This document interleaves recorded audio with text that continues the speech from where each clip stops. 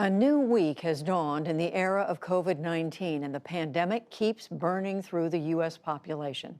Infections across the nation are near 160,000 and still rising, with some 3,000 deaths. The spread has now put Washington, D.C. and its neighboring states into lockdown, and New York State is urgently appealing for outside help. We begin with this report from Amna Nawaz.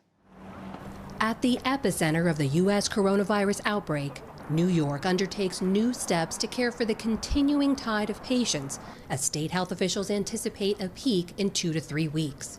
New York Governor Andrew Cuomo. You have to prepare before the storm hits.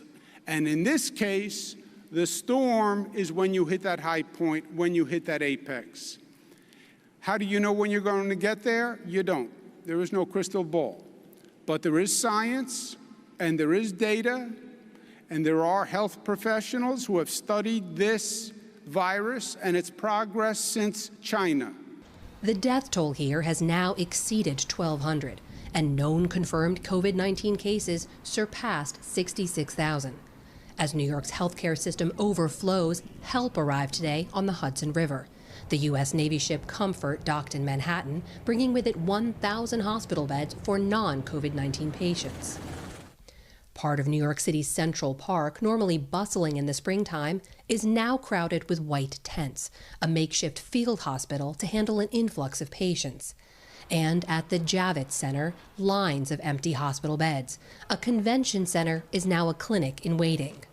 New York is not alone in seeing a rapid increase in cases. Across the country, surges in cities like New Orleans, Detroit, and San Francisco are straining healthcare systems from coast to coast. Officials in Michigan saw an increase of 1,800 cases in just 2 days. We are still in the early stages of spread in Michigan, and cases have not yet peaked. Washington, D.C., Virginia, and Maryland became the latest to issue stay-at-home orders. Maryland Governor Larry Hogan. No Maryland resident should be leaving their home unless it is for an essential job or for an essential reason, such as obtaining food or medicine, seeking urgent medical attention, or for other necessary purposes.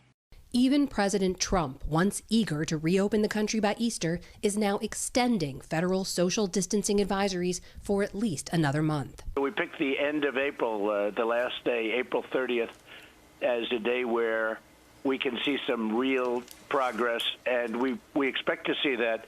And then by a little short of June, maybe June 1st, we think it's a terrible thing to say, but we think the death will be at a very low number. It'll be brought down to a very low number.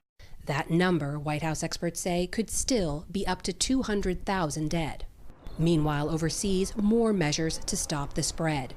Empty streets in Moscow as Russia locks down, prohibiting any non-essential outside movement. In India, the sweeping 1.3 billion person lockdown continues.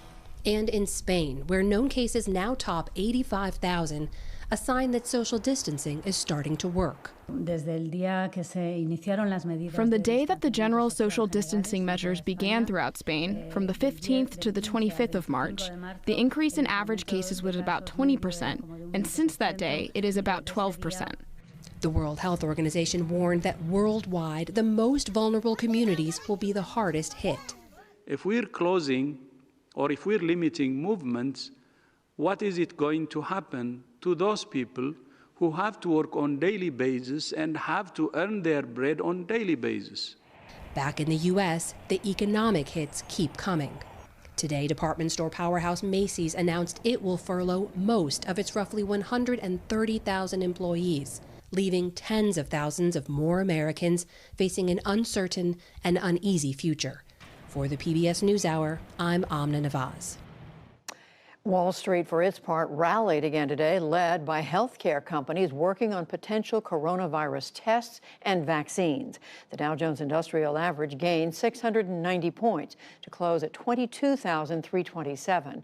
The Nasdaq rose 271 points, and the S&P 500 added 85.